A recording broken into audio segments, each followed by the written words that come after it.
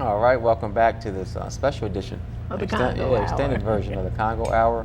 Again, we want to thank you for continuing to watch, and hopefully you enjoyed the first part of the Congo Hour. Now for the second portion, we want to thank our guests for even being willing to come and talk and just share information with the public. We have City Council President Theodore Gregory, and we have Wilmington Chief of Fire Anthony Good. We're here to talk about. I'll let Council President. It's Theophilus Gregory, not Theodore. I said Theodore. You said Theodore. Theo. That's okay. Theo Gregory.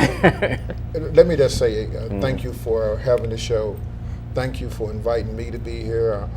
I'm really pleased to be here, to be on a responsible show where Chief Good and myself in 2014 are going to talk about, in a very civil way and in a very intelligent way, an issue that's very important to our community. And I think, and I get emotional because I feel good about the fact that, we are leaders in our community, and I don't take discord as being a negative. I think that we're leaders, and he's leading from his perspective, I'm leading from my perspective, and we're both trying to do what we think is best for the city of Wilmington. And I really, really, really appreciate that. You know what, President Gregory? Trippy put up a post on Facebook saying that the two of you were coming on and that he truly believes that both of you want what's best for Wilmington. And I thought that was very commendable of him to even think of the two of you in that aspect. So, thank you so much for coming on. If I were a firefighter, I'd be sitting over there. Exactly. Right. Yeah, I'm going to defend my position. Now, anytime you're ready, you can jump on. I can't do that in the next life. I don't know. Might be dangerous currents at that time. That's what it is. Chief, you have any thing you want to? I actually just want to say that I appreciate the opportunity to come on here, share a side of it. We've been kind of quiet, and I have to take blame for that. A lot of the citizens in the community doesn't understand what the Wilmington Fire Department does on a day-to-day basis, so they don't actually understand how this legislation could go forward and affect the Wilmington Fire Department and the services that we offer to the city of Wilmington. So what we're trying to do is educate more than anything else, because without that education, I can't expect the community to sit there and be on our side on saying, you know what, I understand what you're saying. I understand where you're coming from. And that's my fault. 18 months in office, we should have been out there promoting ourselves a little bit better. I know from my years in the fire service that we haven't done so in a good way all of these years. And it's time to change that. And I appreciate the opportunity to sit down with you, civilly. Anybody gonna be throwing no blows up here or anything like that. You don't have to worry about anything like that. Turn your tubes Right. off. Yeah. No, keep them on. It gets popping. But on a point that you just said, I was speaking to Councilman Wright yesterday, and we weren't talking about this issue, but we were talking about something else.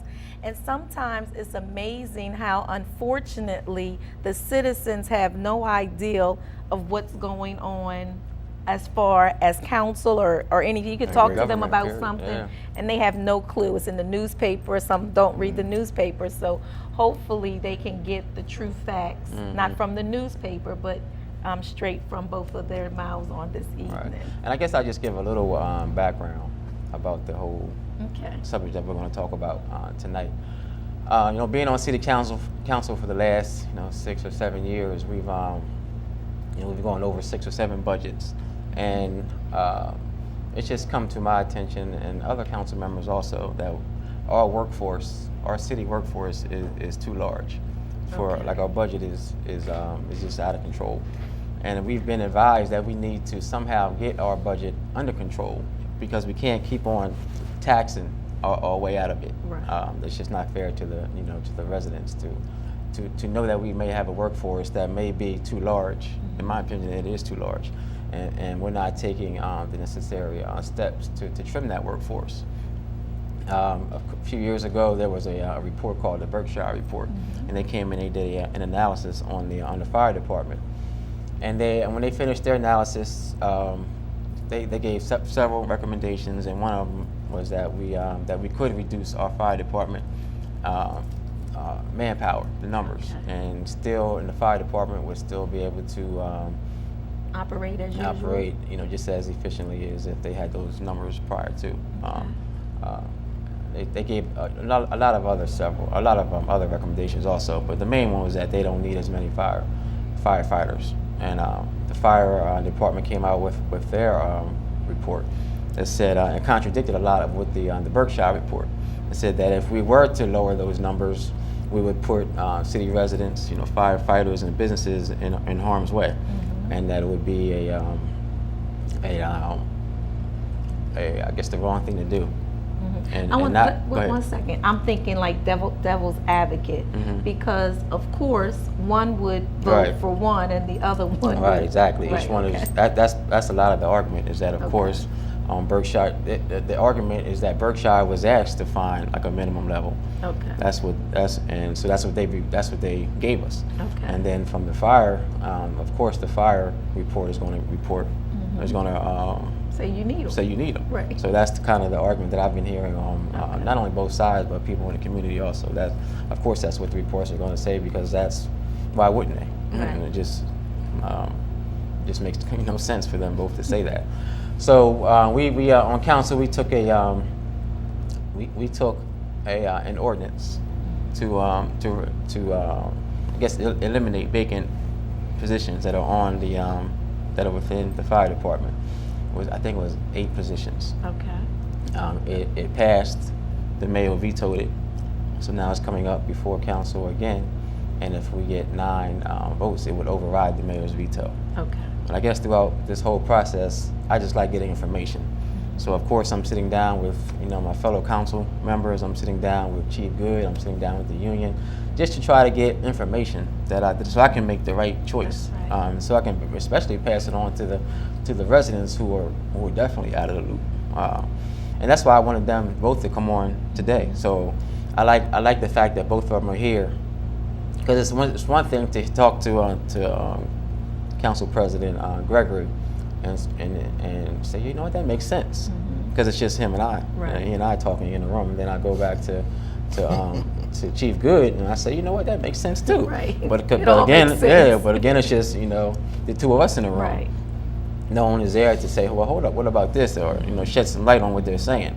So that's why I wanted both of them here. That's why I really appreciate both of them being here, just so we can just get facts and more facts. I think this is going to be our best extended Congo hour that Hopefully, we've ever had. hopefully it will be. We're going to take live calls. Okay. They have both agreed to do that. People have been texting me questions all day to ask both gentlemen, just because they want to be informed also. Most definitely. So again, I just thank you all for being a part. How long y'all gonna sit over there and banter? Let's get to the subject. Yeah, let's go. I just had to give some background. I just had to give some background so people know what we're talking about. Right.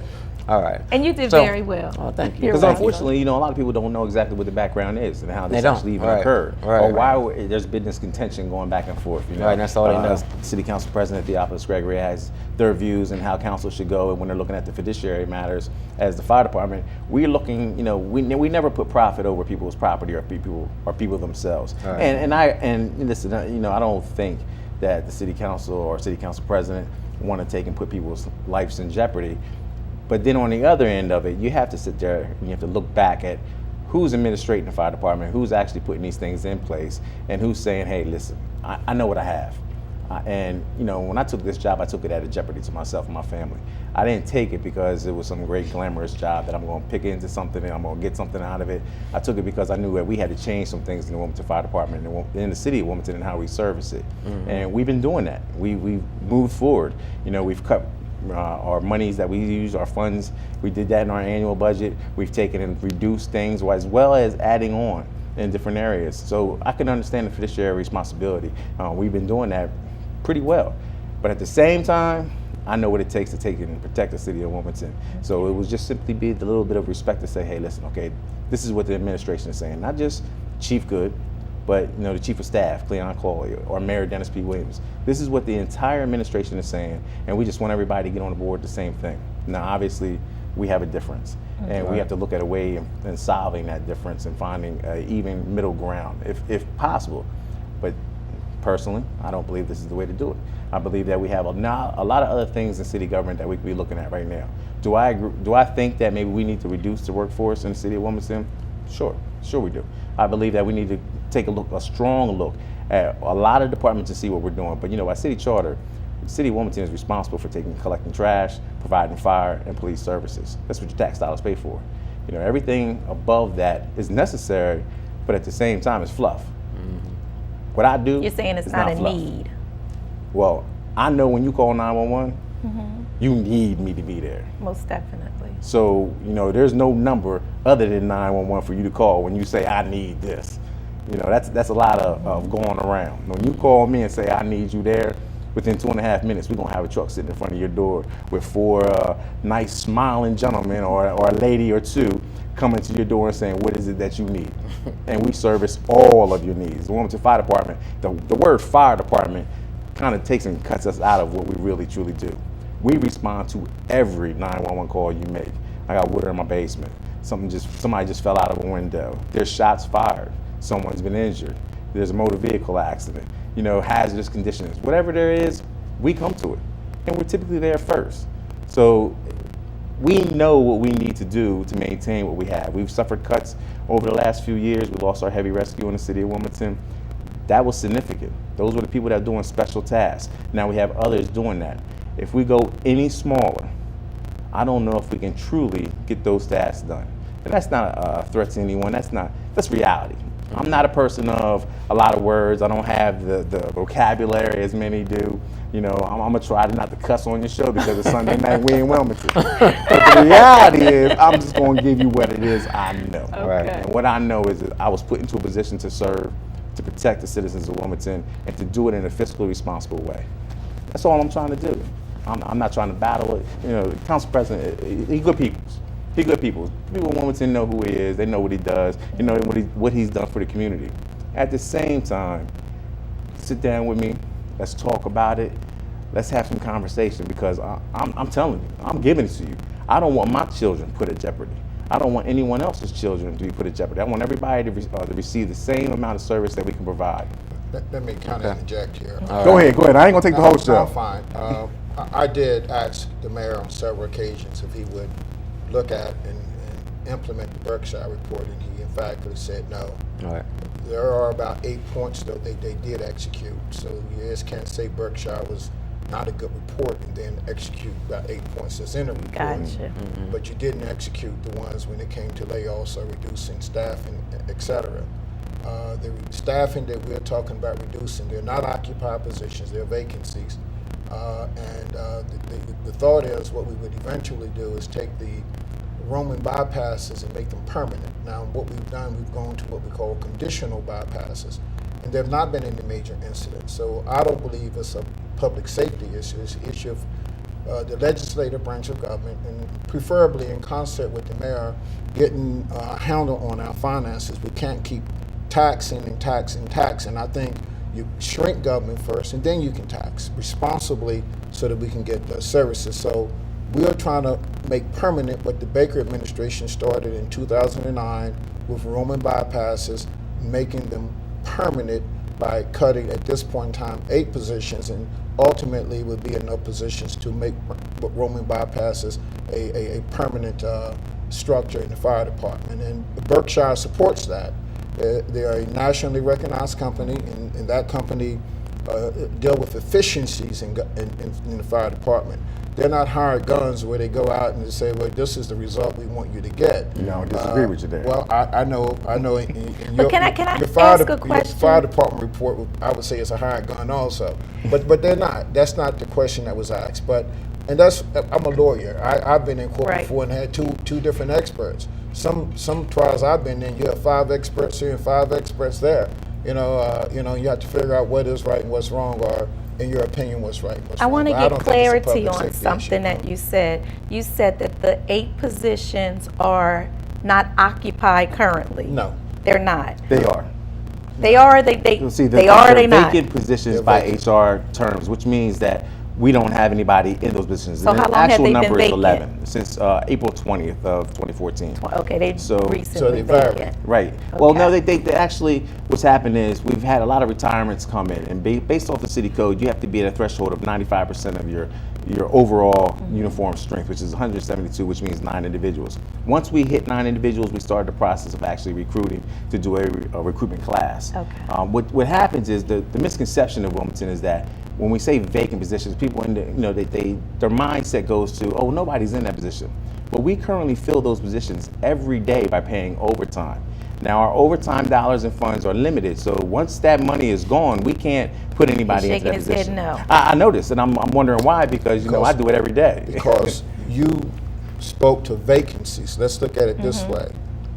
Under the roaming bypass or the conditional Company closures that they do, I don't mean to cut you off, but before we, can you, Chief, can you explain what a rolling bypass is? Because we keep talking about it, but some people Yeah, might not know there's what two that is. different programs. The program that was used under the Baker administration was called rolling bypass. What it did was, if you needed to fill one vacancy with overtime because somebody was off, either sick, injured, they were on leave, or maybe we just had a vacancy because of someone taking and retiring. If it was just one, they would take and place that company out of service. And it was a rotating basis. You had Engine 4 at 22nd and Tatnall, Engine 5 that used to be at 1824 Gilbert Avenue, as well as Engine 6 over at 3rd and Union Street. They would close those engine companies on a daily basis. So at 365 days a year, one engine company was being closed in the city of Wilmington.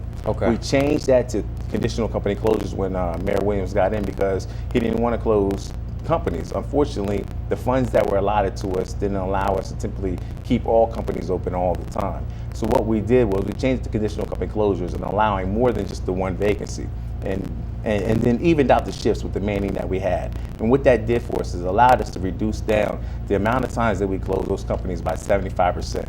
So instead of 365 days a year we're closing a company, we only close the company maybe 22, 23 days of the year, which is a big significant difference. Now, when you close the company, what does it mean? What does it mean to the citizens? Let me, I did You cut want me off. to respond? Yeah, I cut you off, so I want you to finish your thought and respond, please. rolling bypass means that one piece of equipment is taken out of service each day on a rotating basis among all the 5 stations. With one piece of equipment out of service, the firefighters who staff that equipment are off duty, and the city saves money without affecting fire services. The equipment and firefighters can be called to duty in the event of a major fire. We also have a mutual aid agreement with the county. A conditional company closure means that one piece of equipment is taken out of service when the fire chief decides to take that action. It is not regularly scheduled, and it can occur at any time. Now, from my understanding and talking to Chief Good and in hearings, they do that about 8. At one time, they were doing it, I heard one was 8 days out of the month, one was 16 days out of the month. So the real issue is not the vacancy issue, it's the fact that we do this and there's no loss to public safety. We do it, we've been doing it since 2009, and if you look, and I have a chart that would show you that actually overtime came down under the Baker administration, and because they've gone to a conditional closures, overtime is swinging back up. Okay, that's a fact, and I'll share it with you. That's a fact. Okay. Well, see, conditional company closures and rolling bypass. Well, see, we got to clarify some things. First of all, it's not 5 stations. We operate 6 stations. Rolling bypass actually operated under 3 of those stations because they couldn't affect the other stations, as in Southbridge, Station 1 over at 2nd and West, or Station 3 over at 30th and Northeast Boulevard. They couldn't affect those stations because those are specialized piece. And over in Southbridge, they're the only thing. If the bridges were up, then we would have a significant problem over in that area trying to respond in there. That was the first thing. As well as rolling bypass has been utilized throughout the nation when we hit an economic downturn. The reason they use rolling bypass is not as a cost-saving measure. It was used as a cost control measure. For instance, if you allotted $1 million for overtime for any kind of budget line. Wait a minute, you said Cost it's control. not control, it's what? It's not a cost Not savings savings, measure, it's it's a control. cost control measure. Basically, so if you're only allotted $1 million in overtime, when you start to get close to that overtime area, you would have to institute these measures, as in cost, conditional company closures or rolling bypass. Some areas in the city of Philadelphia may call it rolling brownouts. So everybody has a little bit different terminology, but it means a little bit of different things for different ways. For instance, in Wilmington, when we took over in this administration, we evened out our shifts. That was a big fire. You just can't do it. I mean, I wouldn't be here arguing this. I understand fiscal responsibility to the tilt. I mean, if we're looking at $500,000 that we're looking to take and reducing for city finances, could we find it somewhere else? Absolutely. Do I need a report for somebody to come in here and tell me that we have too many individuals in city council?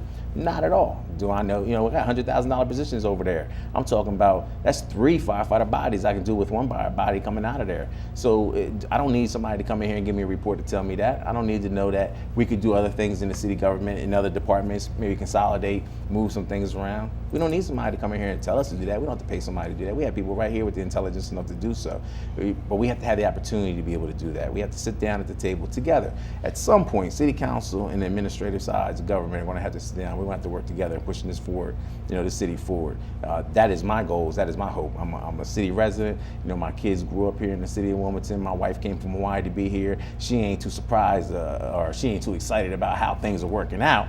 But I'll tell you, we moving forward. There has been a large amount of change in the city of Wilmington in the last 18 months. Prior to that, under the Baker administration, we started to do some things, get things in order. Now Dennis P. Williams is in office and he's doing some things to push us forward, and it takes getting involved throughout the country, which he's doing.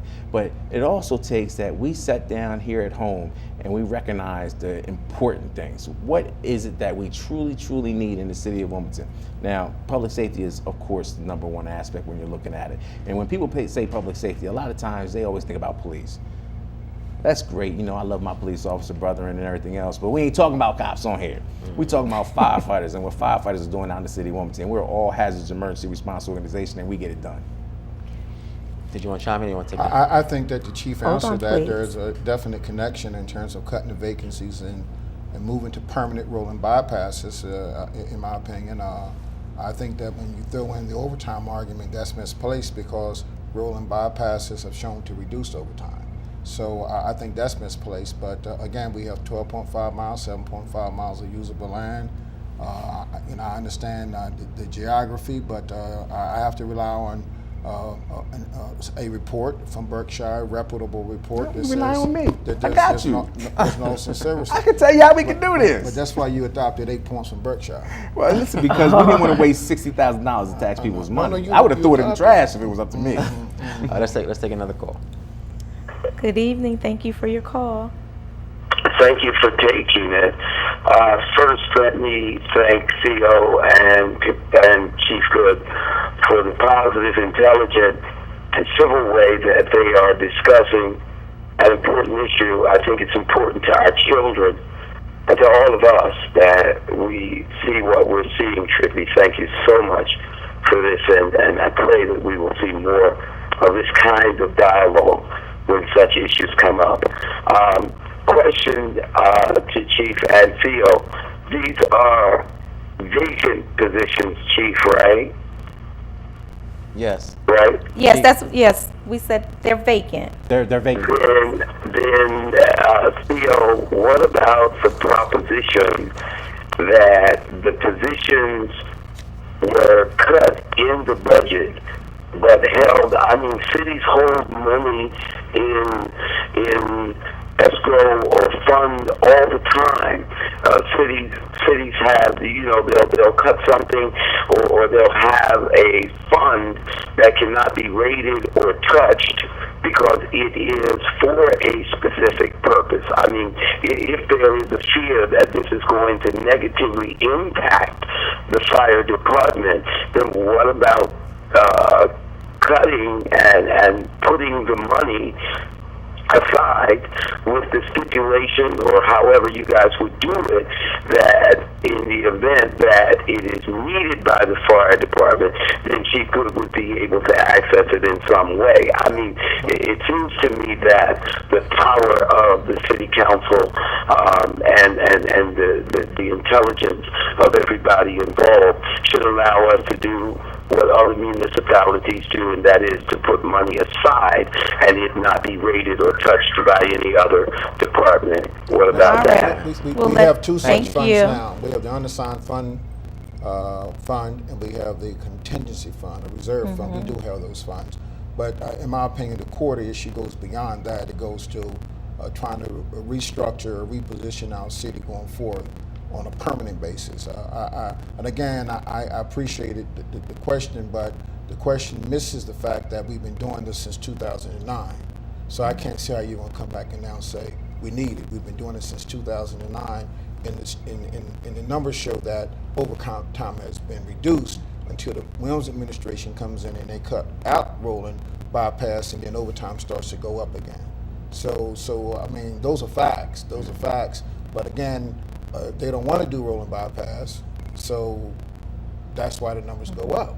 But I think that if you let's say you call this a grand experiment, which it wasn't, because the chief said it had been done around the country to control costs. We did it. I guess that's where we got the idea from, because most people don't have original ideas. We got it from somebody else. That's right. And Conditional it- public closing and was it original. worked. Nothing new under the That's sun. original Call it right what you there. want to call it. But you made that one up. 'Cause Oh, you- yeah, that's right. You It's didn't want to original. call them rolling bypass. Yeah, we changed it all up. But the bottom line is, even they do it, and I've heard the chief say on 2 different occasions, we do it 8 days out of the month, and then he said, I think on one time 16 days. Well, we do them 31 days. I'm like, what's Yeah, but that's not public- accurate. We only did it 22 times in the year. But I'm just telling you what I heard you say. I think I heard you say. Now you hear that. I That's could have been wrong. Yeah, you're wrong. You're wrong But on that one. But You're I wrong think on I'm that one. right. It'll be on our Facebook page tomorrow. You can replay it, okay? Well, you know, Yeah, there you go. Well, you know what? It is Just what to it respond is. to the caller, one of the things that he said was actually very important, and is the fact that we actually are sitting here civilly talking about Oh, this. yeah. And there's been some missteps throughout this entire process, and I think on both sides, not Right. just on one. You know, a little bit of disrespect maybe shown for both sides, but we're sitting in positions of leadership, and the city of Wilmington deserves better, and we must produce better, not only in this specific situation, but in all situations. You know, Can you do me a favor? Let's do Let's one do it. more Let's- call. come on. And I- then- They ain't asking me I nothing. want to speak to that. Look, Okay. Chief, they I was been going to say we're going to do talking one you. more call. come on now, they ain't talking to you. He You can look at finish. this. You were supposed to leave You 30 can minutes end. ago. I You could have know. left. Let's go. Let's Here we go. Thank you for your call. Hello? Good evening. You have a question? Yes, I have a question for Mr. Gregory. With something this major as public safety jeopardizing the lives of 70-some thousand people in Wilmington, why have there been no public hearings for the citizens to have a voice in this? Thank you for your call. you. Excellent question. Because there were significant meetings of those types when Berkshire was here. And Berkshire came to the conclusion that it came to after doing those meetings and focus groups, and there's a whole litany of things that they did. That was all done to get us to this point. So if the Baker administration was still in, I would assume he would be trying to execute it because he commissioned it. I inherited the report, which is not an old report. It came out in November of 2013. 2013. I came in office in 2014. No, you came in 2013. I came in 2013. Yes. You came in 2013. January 8th. You're right. 20. Yeah, I know. I know. So I just don't see why there would be a need to necessarily do that. But I appreciate the intent and what he said. But all that had been fully vetted to get to the end product of the Berkshire report. Now let me tell you, the fire report didn't go out in the community. But neither They did the just cut Berkshire. and paste. Berkshire only talked to the fire advisory group. They never had any public hearings, and they only talked to a specific bunch of individuals. I can't there. speak to that. I was involved in those But the meetings, report so. says they did. Well, you weren't involved in the community meetings and the focus. No, I groups. lived here. I was involved in that too. We went to every meeting. I'm not- Every meeting that they held for the Let's, Berkshire, we We went. only have a few minutes left. I'm not believing that. Come on now, come on now. I'm Like, not gonna believe I that. know what I know. I can't refute So it. we need, what, I was going to say a minute closing from each. All right, let's do that. I Let's, get disturbed when people tell me I'm fighting. I really do. I'm not fighting. I'm representing people in the city of Wilmington. I think it's healthy discussion. I think that it's wrong to suggest that we can't be intelligent people and disagree and be black without someone calling it a civil war. It is not a civil war. I made it a point to say on council floor, if the firefighters come to my house and do the best job they can, and my house is saved, I'm gonna shake their hand. If my house burned down, as long as they did the best job, I'm still shake their hand. I'm a legislator. So I'm gonna do the best job I can as a legislator. And what I hear was my colleagues say, we're not voting for another budget without cuts. And I made it a point to say, we're gonna do the heavy lifting. We're gonna do the heavy lifting in the next 10 months, because we can't go into the budget process doing this heavy lifting. So I'm doing my job. Wherever it falls, I'm doing my job. Well, I'm neither a legislator or a politician. I'm a fire chief. And first and foremost, I'm a human. I'm made of flesh and blood. I know what I know because I do what I do. This is my profession. I'm pretty educated, and I've actually moved through the ranks pretty quickly to be in the position that I'm in. I'm telling you that this is a dangerous situation. It's playing with people's lives. I know everybody has just two sides of it, and I agree with the fact that we need to move forward and do some things in the correct manner. But as sitting down and having conversations about this, it is only my job, it is my duty to sit back and tell the residents of what's going to happen to them if this were to go forward. If we were to take and close companies on a continuous basis because we're trying to save a dime. Now, the reality of it is we do need to save dimes. But there's a lot of other places that we need to be looking to do this, all right? Trash, police, fire. That's what your charter says that we need to do. Okay. I guess I want to thank you, gentlemen. I guess one of the, I guess it's a fact, you guys can correct me if I'm wrong, is that fire, police, and trash make up over 70% of It's our budget. large. Yes. It's Over our large. budget. Yes. It's large. Right. I mean, and can we cut from those departments and still get? This was a question that somebody posed to me. Can we cut from those departments and still get the same services? How do we not cut from those services if those services make up 70% of our total But you budget? got to look at each department. You got to do an analysis. Right. We have to make a rational decisions as best we can, not just make some blanket decisions. Someone suggested just cut 5% from every department across the board. That would be wrong. Okay. That would be wrong. That's not an intelligent way to do something. We're going to do this in an intelligent We got to fashion. end, Yeah, but I'm thank sorry. you for Thank you. staying Thank you longer so than much. a half an hour. How could I get up? I know. Y'all knew We that got you. anyway. That's knew right, that when I got sat you. down. I know I had you. Again, I want to thank you, gentlemen. Thank you Yes. for the people who called in and And text. have text the questions. Thank you. We'll be back next week with the Congo. Yes.